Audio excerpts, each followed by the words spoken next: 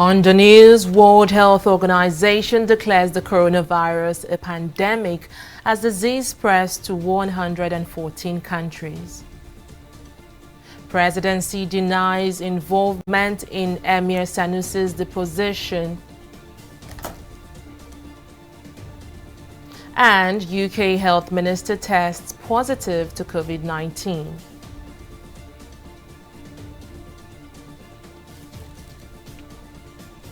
A warm welcome to News Now. I am Fidelia Aguncha. The World Health Organization on Wednesday declared the rapidly spreading coronavirus outbreak a pandemic, acknowledging that the virus will likely spread to all countries on the globe. There is so far 118,000 confirmed cases of the disease in no fewer than 114 countries. WHO Director General Tedros Ghebreyesus, who made the announcement, says the situation will worsen. The coronavirus causes mild respiratory infections in about 80% of those infected, though about half will have pneumonia. Another 15% develop severe illness and 5% need critical medical care. It has so far killed over 3,000 people across the globe. Well, back to Nigeria, barely 48 hours after their identities were revealed by the Lagos state government, two missing persons believed to have made contact with the index case of the coronavirus in Nigeria have been found. The men, identified as Enwalunta Godfrey and Salami Sadiq, were located through the social media. Confirming the development, Lagos Commissioner for Health, Akin Abayomi, revealed that the suspected persons are currently undergoing medical tests. The Lagos state government on Monday made public the identity of both men after efforts to track and locate them proved abortive, and as the nation confirmed its second case of the coronavirus. Godfrey and Sadiq boarded the same flight as an Italian man who was diagnosed with the coronavirus in Lagos on February 27. Meanwhile, Abayomi has announced that 6 other persons have been quarantined for the coronavirus in Lagos. He identified them as a teacher and 4 siblings who flew into the country recently. The presidency has debunked claims that President Muhammadu Buhari ordered the removal of Muhammadu Sanusi II as Emir of Kano State. Former Kano State Governor Rabiu Kwankwaso had alleged that the president ordered the removal of the ex-monarch.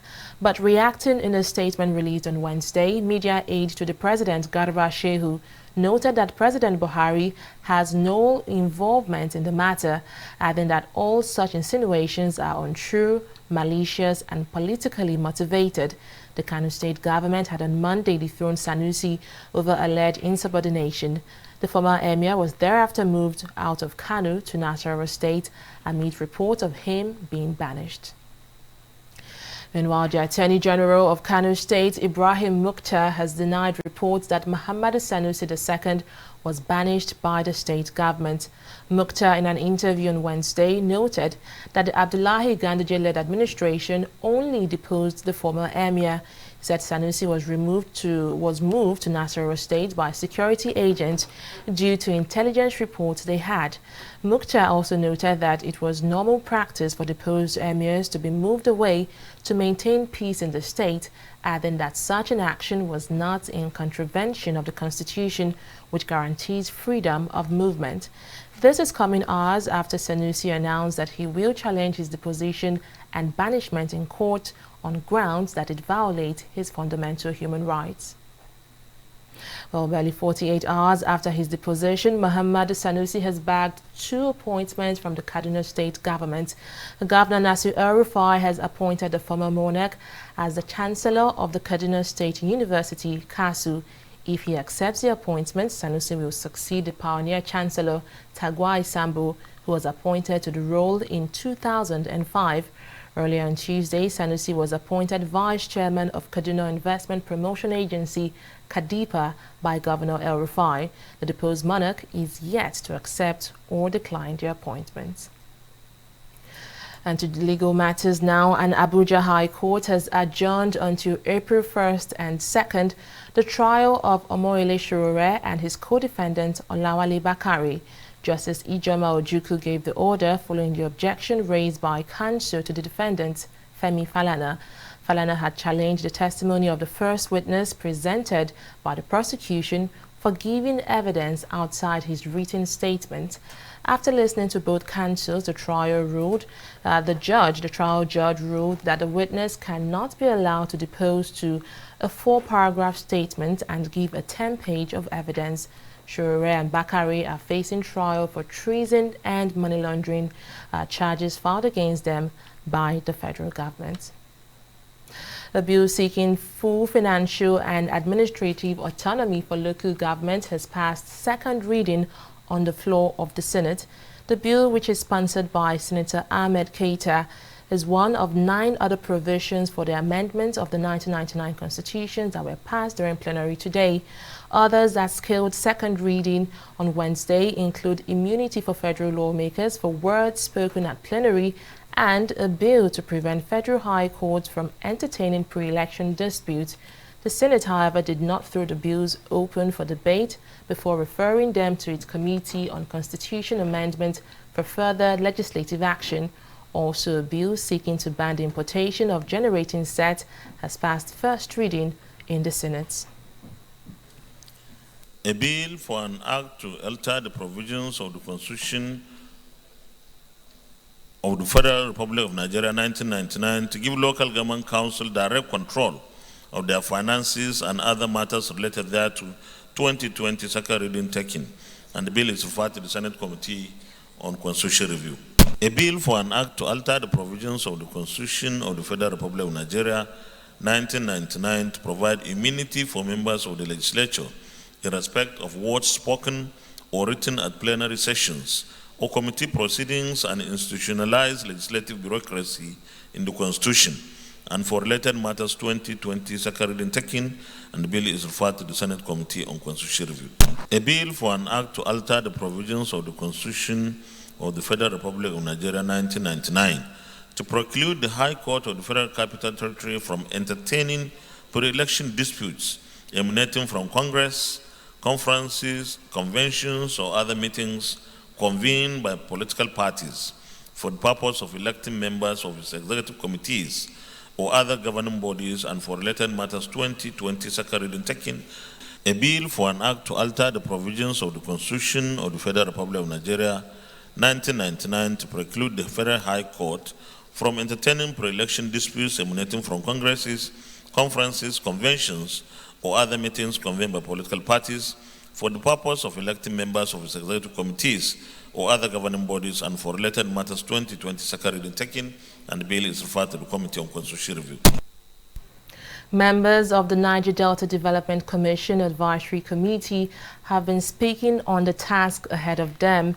Minister of Niger Delta Affairs, Godswill Akpabio, and Delta State Governor Ifeanyi Okowa at a press briefing in Abuja promised that the committee will work with relevant agencies to ensure that the NDDC is purged of all corrupt practices. The Federal Executive Council had a few weeks ago approved the lead consultants that will now coordinate the appointment of the forensic auditors for the forensic audit of the Niger Delta Development Commission. And so far, they have worked closely with the Bureau of Public Procurement, and they penciled down about 55 companies that are now going through evaluation. And of course, major companies with international flavor are also involved. And for this, they are dividing the region into about 16 lots based on the volumes of work. The headquarters will have an international auditing firm that will handle most of the programs and projects and financial audit. Then the other states of the Niger Delta will also have their lots, and then will be involved mostly in project auditing. For sustainable development of the Niger Delta, they have a key role to play. But in playing that role, it is very instructive and necessary that they will need to work in collaboration with the states so that we do not continue to have duplication of projects. And to that extent, if we are going to work in such harmony that will enable the sustainable development of our people, it is important that there is a point at which the board of the NDDC and the various governors meet. And this is the avenue you're creating today. And we believe it's going to be very helpful. The Lagos state government has asked residents to prepare for the rainy season, as the state is expected to witness between 240 to 270 days of rainfall in 2020. The Commissioner for Environment, Tunji Bello, at a press briefing said the maximum annual rainfall is expected or predicted to be 1,750 millimeters long. Bello says the earliest predicted onset of the rainy season is 17th of March, while it is expected to cease earliest by the 22nd of November. He explained that residents staying in coastal areas will witness flash floods, which he describes as natural, adding that it will disappear in a matter of time if the drains are clean. The Commission advised Lagosians who reside along floodplains, coastal and low-lying wetland areas near major rivers to always be on their alert and be ready to relocate when the need arises. Meanwhile, the Lagos state government has announced alternative routes for motorists as the Federal Controller of Works confirmed the closure of a section of the Eko Bridge to enable rehabilitation works on worn-out bearings. The Special Advisor to the Governor on Works and Infrastructure, Aramide Adeyoye, issued a statement after the joint appraisal of a failed section by an interministerial technical team comprising officials from the Federal and State Ministries of Works and Infrastructure, Ministry of Transportation, the Federal Road Safety Corps, and the Lagos State Traffic Management Authority. Adeyoye said it became necessary to close a section of the bridge to prevent endangering the lives of commuters using the bridge pending the commencement of repairs. Well, we'll take a break here and return with more stories. Don't go away.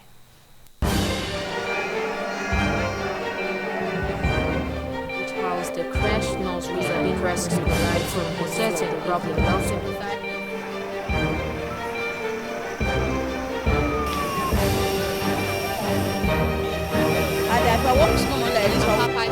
Where voters have that the election has been postponed and Nigerians have reacted. local area of Lagos as early as 7 April. Some minutes past the incident has been managed and also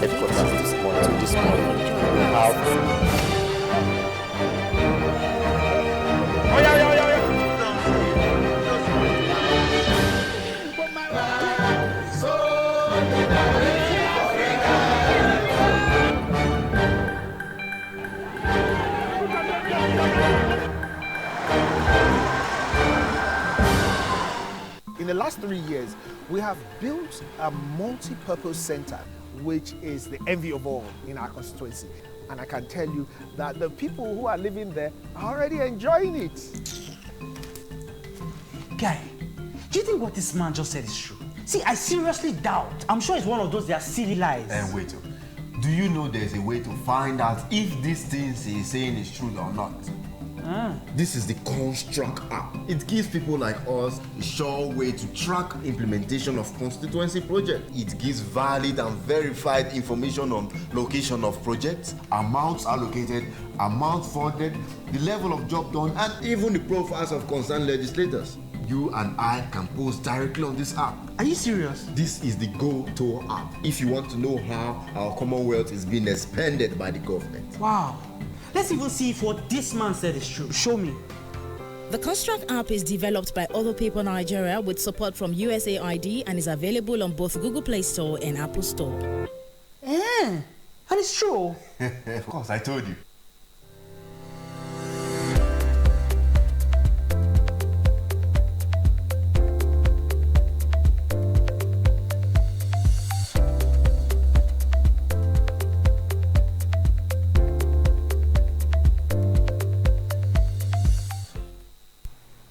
Welcome back. Let's now talk business. Oyin Adegunle is standing by with details. Hello, Oyin. Hi, Fidelia. So what's making headlines over there?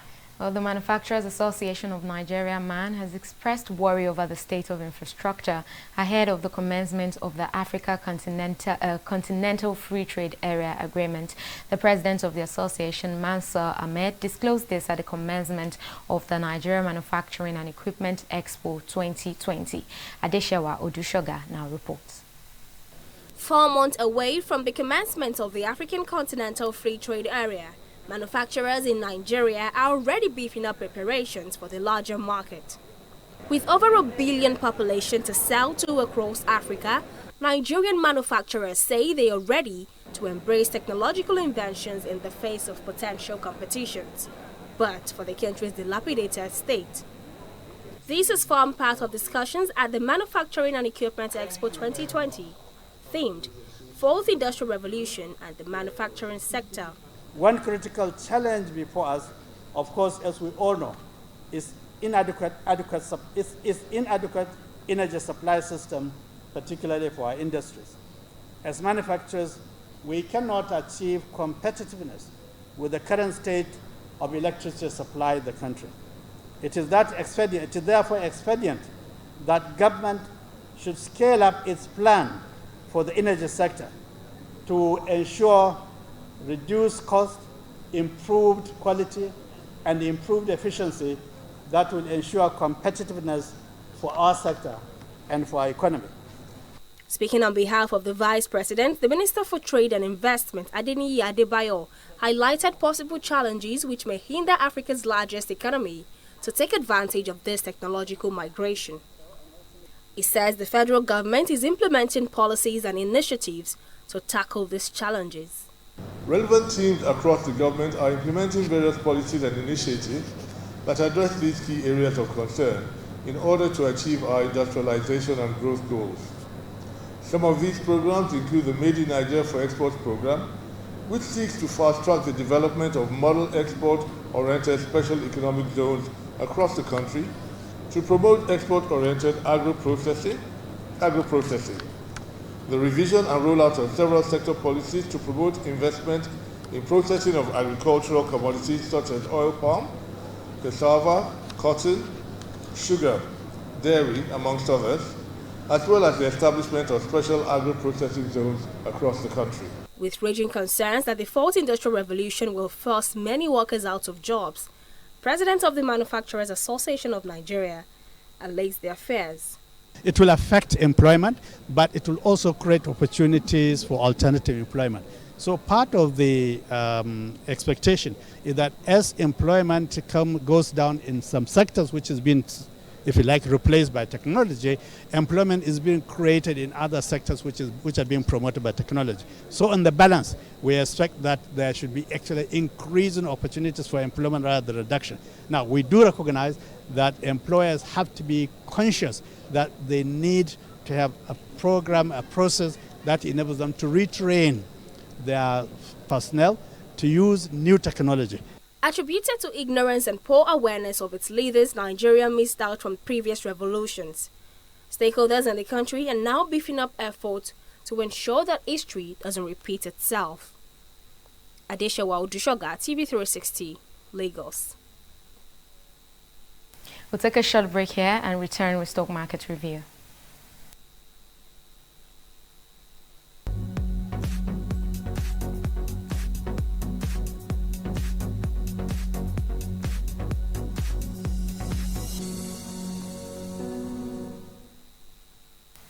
Investors suffered an additional loss of about 425 billion naira today as the Nigerian equities market continued on its downward spiral. That's the worst it has witnessed in years. Key market indicators depreciated by 816 basis points or 3.35% to close at 23,572 basis points compared to 24,388 basis points yesterday.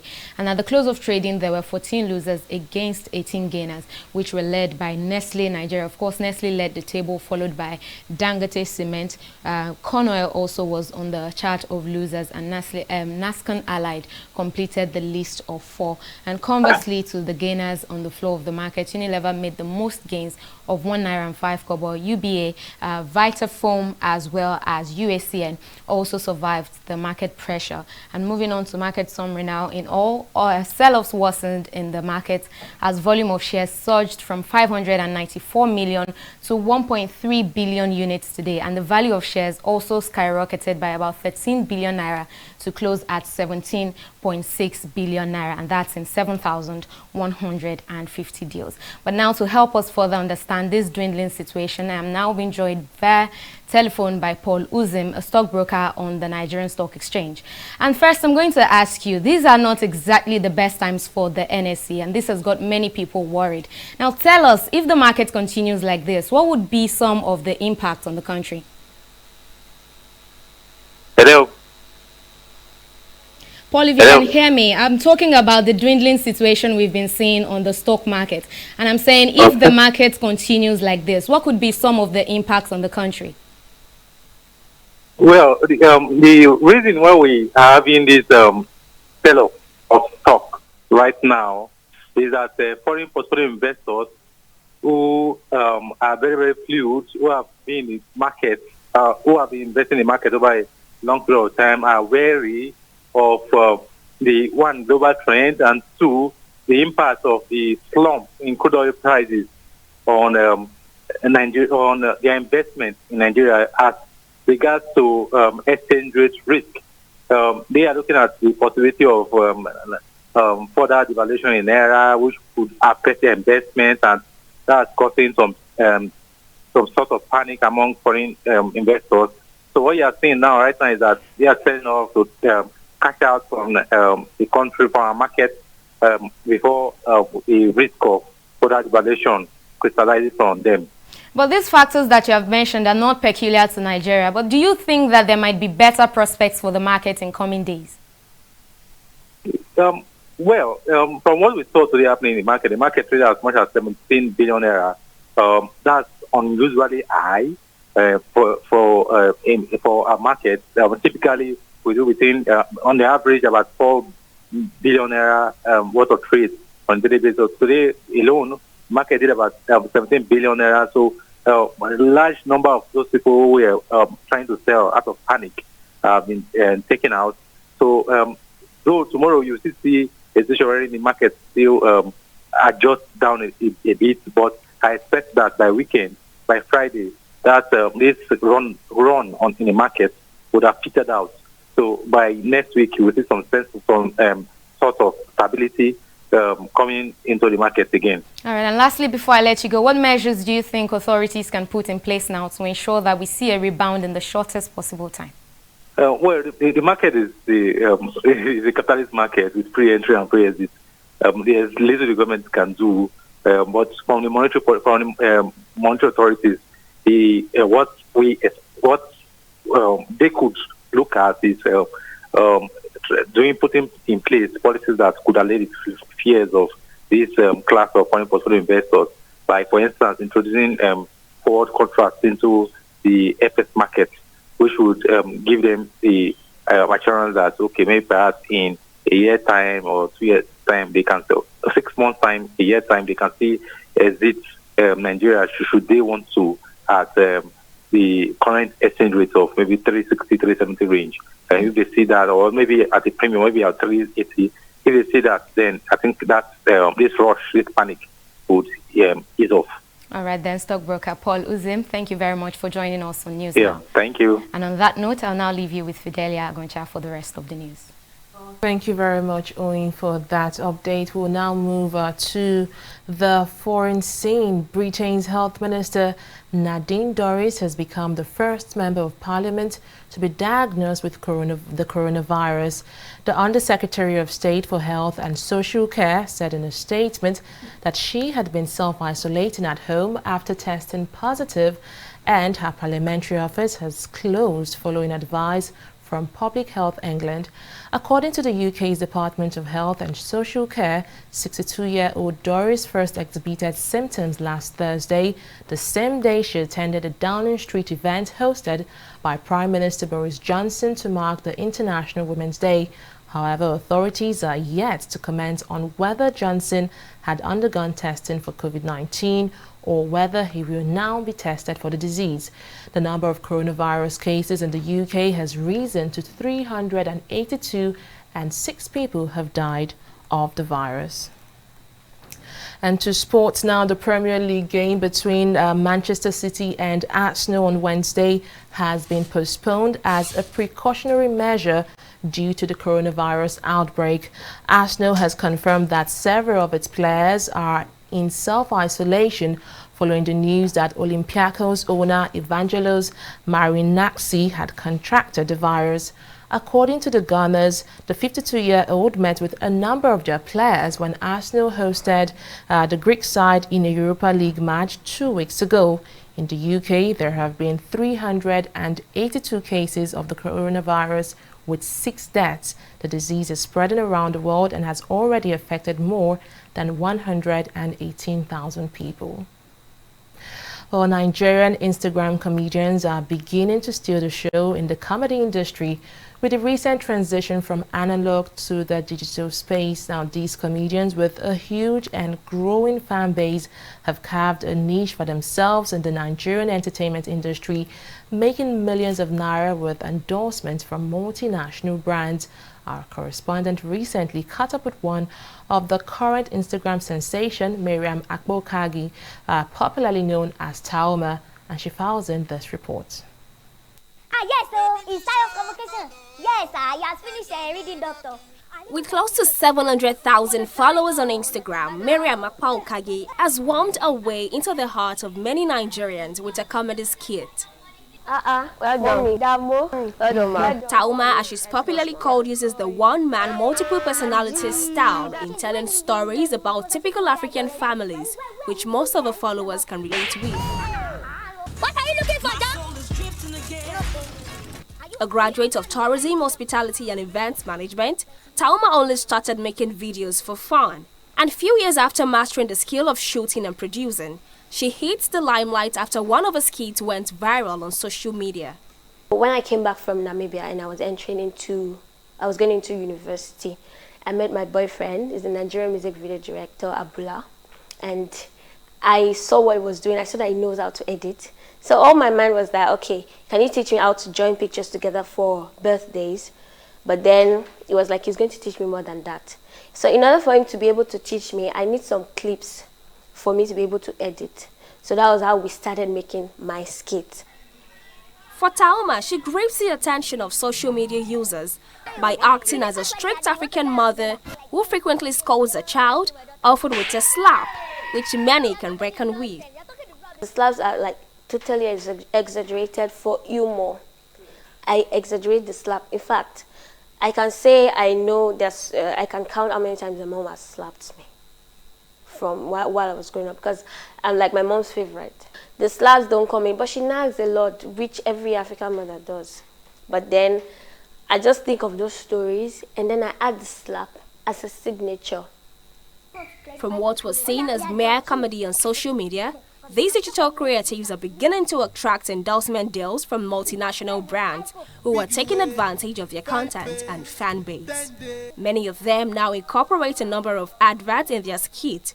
But in the case of Taoma, she sings her storyline well with her skit with so much creativity, which has earned her a lot of accolades from her followers. The reason why it's always that relatable is because I have a storybook that I call it. I write my stories. So all the stories in there are relatable. So if I get any advert, I just look for which story will go with that advert. So like automatically the story is relatable, but it's also advertising. I think that's the way the adverts gets even relatable. Oftentimes, people try to compare Taoma with other comedians with similar content. She has this to say about the relationship and competition. People just feel there's a competition, but there's no competition. If I'm in a competition with anybody, it's myself. Because I'm trying to, as I make this skit, and maybe people like it, I need to, like the competition I have, like the rage I have in my mind is to make the next skit better than this one.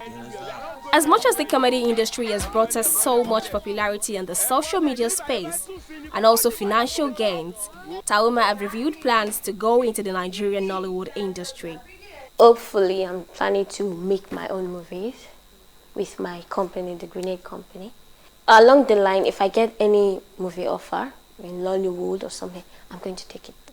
Gone are the days when comedians had to organize big shows to reach their audience or fans waiting to enjoy performances from their favorite comedians. With as little as a smartphone and internet connectivity, Nigerian Instagram comedians are available for viewership any day and at any time. Adeshawa Odushoga, TV360, Lagos. Oh, an amazing talent right there, I must say. Well, with that, we draw the curtains on News Now. Many thanks for joining us. I am Fidelia Aguncha. Bye for now.